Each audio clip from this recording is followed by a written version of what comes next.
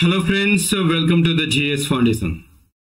आप सभी का बहुत बहुत स्वागत करता हूं जीएस फाउंडेशन के इस ऑनलाइन प्लेटफॉर्म पे और एक महत्वपूर्ण सेशन लेकर आप सभी के सामने उपस्थित हो गया हूं।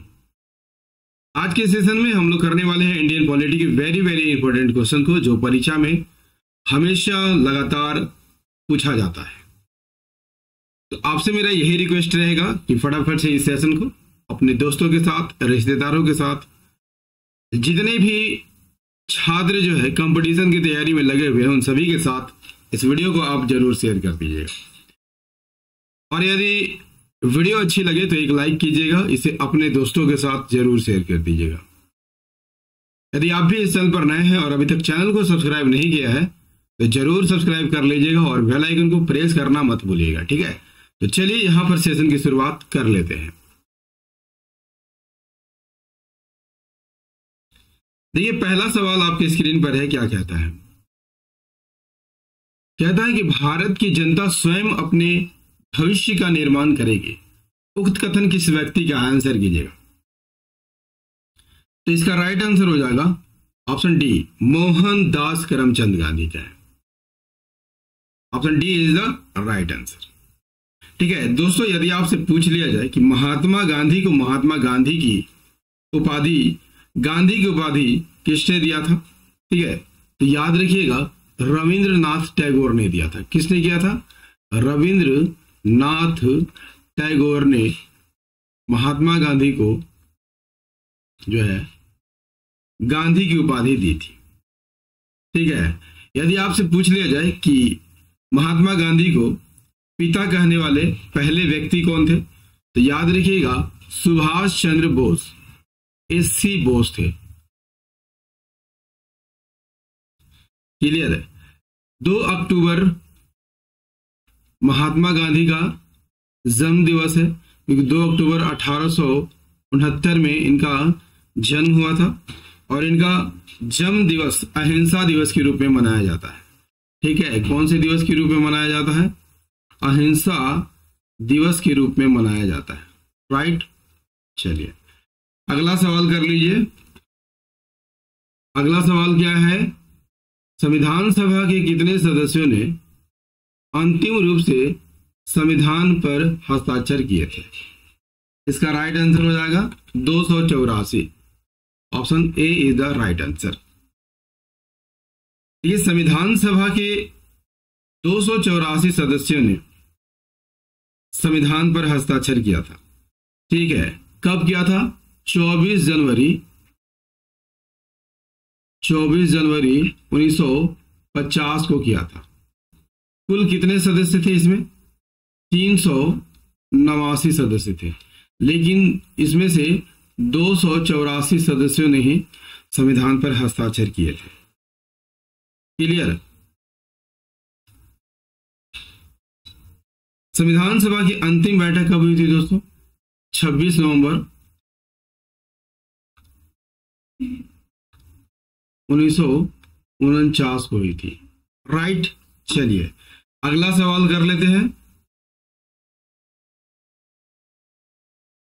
देखिए अगला सवाल क्या कहता है? भारतीय संविधान की प्रस्तावना को कितनी बार संशोधित किया गया है? मात्र एक बार किया गया। Option A is the right answer, ठीक है। भारतीय संविधान की प्रस्तावना में मात्र एक बार संशोधन किया गया है, ठीक है, 42वें संविधान संशोधन के द्वारा, ठीक है, 42वें संविधान संशोधन के द्वारा, जो कि 1976 में हुआ था, राइट, ठीक है। इसके द्वारा कौन कौन से शब्द जोड़े गए थे? समाजवादी,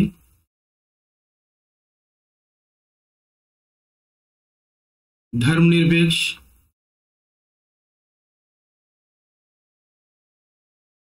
और अखंडता शब्द जोड़े गए थे, राइट। अगला सवाल कर लीजिए। देखिए अगला सवाल क्या है? सूची 1 को सूची 2 के साथ सुमेलित कीजिए तथा सूचियों के नीचे दिए गए कूट का प्रयोग करते हुए सही उत्तर चुनिए, ठीक है। ऑप्शन ए है 124, ये किससे संबंधित है? तो ये संघीय न्यायपालिका से संबंधित है। ठीक है, ए का 3 हो जाएगा। ठीक है, अनुसूची 5 किससे संबंधित है? भाग 5 किससे संबंधित है दोस्तों? ये नागरिकता से संबंधित है। ठीक है, तो बी का हो जाएगा 4। ठीक है, अनुच्छेद 352 आकस्मिक प्रावधान दिया गया है।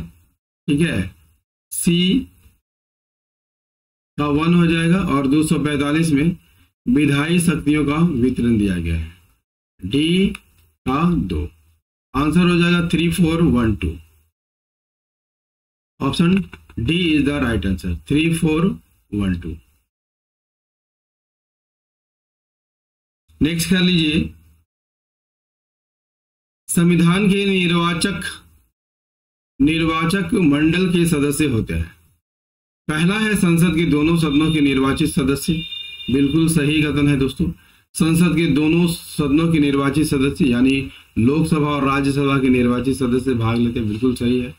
राज्य विधानमंडलों के दोनों सदनों के निर्वाचित सदस्य, ये यहाँ पर गलत है दोस्तों, क्योंकि विधान परिषद के सदस्य इसमें भाग नहीं लेते हैं। ठीक है, विधान परिषद के सदस्य इसमें भाग नहीं लेते।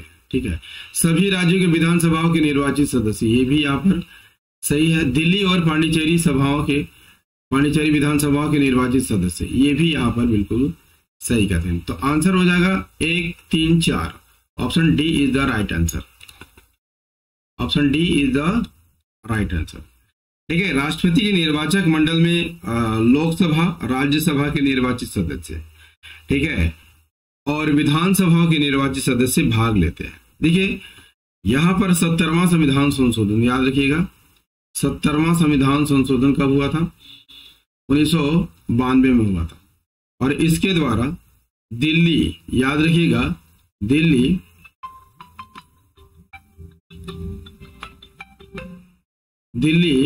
और पांडिचेरी, ठीक है, पांडिचेरी या पुदुचेरी, ठीक है, पुदुचेरी को के विधानसभा के निर्वाचित सदस्यों को भी राष्ट्रपति के निर्वाचक मंडल में शामिल कर लिया गया था। तो ये इंपॉर्टेंट है दोस्तों, ठीक है, क्योंकि परीक्षाओं में बार बार रिपीट किया जाता है। देखिए अगला सवाल, भारत के संविधान में निम्नलिखित में से क्या कथित है? राष्ट्रपति संसद के किसी भी सदन का सदस्य नहीं होगा। ठीक है, राष्ट्रपति संसद के किसी भी सदन का सदस्य नहीं होगा। ठीक है, ये यहां पर सही है दोस्तों, राष्ट्रपति संसद के किसी भी सदन का सदस्य नहीं होता है। ठीक है, संसद राष्ट्रपति और दोनों सदनों से मिलकर बनेगी, ये यहाँ का कथन सही है। ठीक है, तो राइट आंसर क्या हो जाएगा? ऑप्शन डी, केवल यहां पर 2 सही है।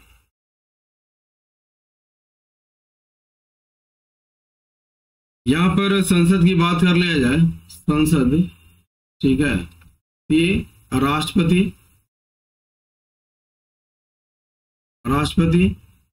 लोकसभा और राज्यसभा से मिलकर बना होता है। ठीक है, संसद किस अनुच्छेद में है? आर्टिकल 79 के तहत है। ठीक है, राष्ट्रपति आर्टिकल 52 के तहत आता है। लोकसभा, ठीक है, लोकसभा आर्टिकल 81 के अंतर्गत आता है और राज्यसभा आर्टिकल 80 के अंतर्गत आता है। क्लियर है? चलिए अगला सवाल कर लीजिए। अगला सवाल क्या है? उच्चतम न्यायालय के न्यायाधीश किस प्रकार हटाया जा सकता है? इसका राइट आंसर हो जाएगा राष्ट्रपति के द्वारा। ठीक है, लेकिन संसद की सिफारिश पर हटाया जाता है। उच्चतम न्यायालय के न्यायाधीश को केवल कदाचार के आधार पर, ठीक है, कदाचार और असमर्थता के आधार पर हटाया जाता है।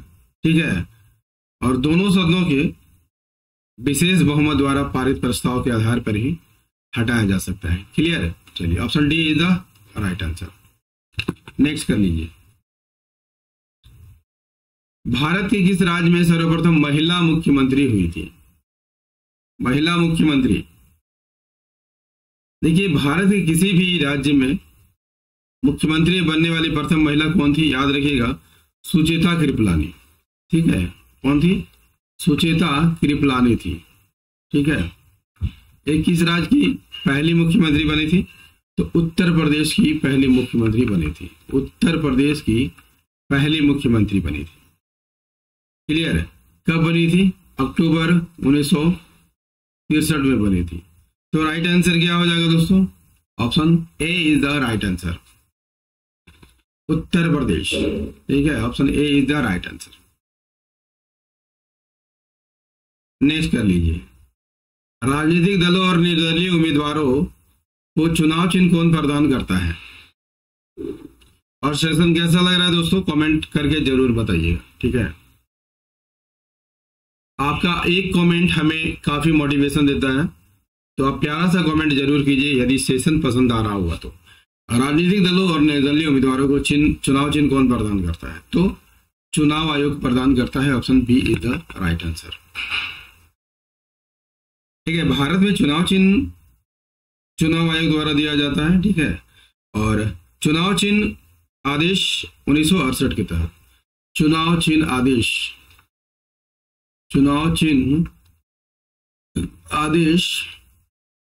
1968 के तहत दिया जाता है। ठीक है, नेक्स्ट कर लीजिए। और सेशन कैसा लग रहा है कमेंट करके जरूर बताइएगा, है ना। महान्यायवादी को भारत के किस न्यायालय में उपस्थित होने का अधिकार प्राप्त है? उच्चतम न्यायालय में, उच्च न्यायालय में, किसी भी न्यायालय में, उपरोक्त में से कोई नहीं। इसका राइट आंसर हो जाएगा ऑप्शन सी, किसी भी न्यायालय में वह उपस्थित हो सकता है। ठीक है, महान्यायवादी, यहां पर बात कर लिया जाए, महान्यायवादी किस अनुच्छेद के अंतर्गत आते हैं? आर्टिकल 76 के अंतर्गत आते हैं। ठीक है, भारत सरकार का सलाहकार होते हैं। किसके सलाहकार होते हैं? भारत सरकार के विधि सलाहकार होते हैं। क्लियर है? और अपने कर्तव्य पालन में महान्यायवादी को किसी भी राज्य के न्यायालय में सुनवाई का अधिकार है। राइट, चलिए अगला सवाल कर लीजिए। नेक्स्ट है, जिस समिति की संस्तुति पर देश में पंचायती राज को लागू किया गया था उसके अध्यक्ष कौन बनाए गए थे? तो बलवंत राय मेहता बनाए गए थे। Option B is the right answer. सही आंसर ऑप्शन बी है। ठीक है, देश में पंचायती राज को लागू करने के लिए कौन सी समिति गठित की गई थी? बलवंत राय मेहता समिति गठित की गई थी। ठीक है, इसने त्रिस्तरीय पंचायती त्रिस्तरीय ठीक है त्रिस्तरीय पंचायत की व्यवस्था का सुझाव दिया था। ठीक है, ग्राम स्तर पर ग्राम पंचायत, प्रखंड स्तर पर पंचायत समिति और जिला परिषद जिला स्तर पर होता है। ठीक है, देखिए यदि आपसे पूछ लिया जाए बलवंत राय मेहता समिति की सिफारिश पर पंचायती राज सबसे पहले कहां पर लागू किया गया था? तो नागौर में लागू किया गया था। ठीक है, नागौर राजस्थान में लागू किया गया था। ठीक है, कब लागू किया गया था? 2 अक्टूबर 1959 को। उद्घाटन किसने किया था? जवाहरलाल नेहरू ने किया था। किसने किया था? जवाहरलाल नेहरू ने किया था। ठीक है, 2 अक्टूबर 11 अक्टूबर को याद रखिएगा, 11 अक्टूबर को ठीक है आंध्र प्रदेश में भी पंचायती राज लागू कर दिया गया था। यदि आपसे पूछ लिया जाए दोस्तों 73वां संविधान संशोधन कब हुआ था? 73वां संविधान संशोधन कब हुआ था? 1992 में हुआ था।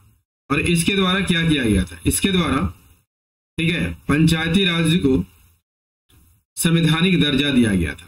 क्लियर? इसीलिए याद रखिएगा। और 24 अप्रैल 1993 को पंचायती राज दर्जा देने के लिए 73वां संविधान संशोधन पारित किया गया था। इसी कारण जो है 24 अप्रैल को ठीक है 24 अप्रैल को पंचायती राज दिवस मनाया जाता है। राइट, चलिए नेक्स्ट कर लीजिए। उत्तराखंड राज्य के गठन कब हुआ था? उत्तराखंड राज्य का गठन कब हुआ था? इसका राइट आंसर हो जाएगा 9 नवंबर 9 नवंबर 2000 को हुआ था। ठीक है, देखिए सन 2000 में 3 राज्यों का गठन हुआ था। ठीक है, 1 नवंबर को छत्तीसगढ़, 9 नवंबर को उत्तराखंड और 15 नवंबर को झारखंड राज्य का गठन किया गया था। ठीक है, झारखंड राज्य का गठन किया गया था। ठीक है, उत्तराखंड को पहले उत्तरांचल के नाम से जाना जाता था। ठीक है, 2000 से लेके 2006 तक। ठीक है, उत्तराखंड को उत्तरांचल के नाम से जाना जाता था, लेकिन 2007 में इसका नाम बदल दिया गया और क्या कर दिया गया, उत्तराखंड कर दिया गया। ठीक है ना। चलिए, और ऐसा किस लिए किया गया था, वहां के स्थानीय लोगों की भावनाओं को ख्याल रखकर। ठीक है, किया गया था ऐसा। नेक्स्ट कर लीजिए दोस्तों, निम्नलिखित में कौन सी सिफारिशें अशोक मेहता समिति के से संबंधित है। राज्य में विकेंद्रीकरण का पहला स्तर जिला हो, बिल्कुल सही। मंडल पंचायत की जनसंख्या 15,000 से 20,000 तक हो, ये भी यहाँ पर सही है। मंडल अध्यक्ष का चुनाव प्रत्यक्ष रूप से हो, बिल्कुल सही। उपरोक्त सभी सिफारिशें जो है मेहता समिति से संबंधित है। Option D is the right answer. Next है, भारत के नियंत्रक महालेखा परीक्षक यानी CAG comptroller and auditor general के वेतन तथा शर्तों को कौन निर्धारित करता है। कौन निर्धारित करता है, संसद निर्धारित करती है, भारतीय संसद निर्धारित करती है। Option C is the right answer. CAG किस अनुच्छेद के अंतर्गत आता है, अनुच्छेद 148 के अंतर्गत आता है। क्लियर। चलिए, और सीएजी अध्यक्ष का चुनाव कौन करता है, राष्ट्रपति द्वारा किया जाता है। नेक्स्ट है, किसका अनुसरण करते हुए भारत का संविधान राज्यों का संघ शब्दावली का प्रयोग करता है। इसका राइट आंसर हो जाएगा option A, Canada. Option A is the right answer. ठीक है, देखिए भारत के संविधान में राज्यों का संघ यानी यूनियन ऑफ स्टेट्स का प्रयोग किया गया। यूनियन ऑफ स्टेट्स का प्रयोग किया गया है। राइट, कहाँ के संविधान से लिया गया है, ये कनाडा के संविधान से लिया गया है। दोस्तों, इंडियन पॉलिटी का ये सेशन आपको कैसा लगा, उम्मीद करता हूँ दोस्तों काफी अच्छा लगा होगा। तो यदि सेशन अच्छा लगा हो तो एक लाइक कीजिएगा, इसे अपने दोस्तों के साथ शेयर कीजिएगा, और यदि आप भी इस चैनल पर नए हैं तो चैनल को जरूर सब्सक्राइब कर लीजिएगा, बेल आइकन को प्रेस करना मत भूलिएगा। मिलते हैं अगले सेशन में, तब तक लिए जय हिंद, धन्यवाद।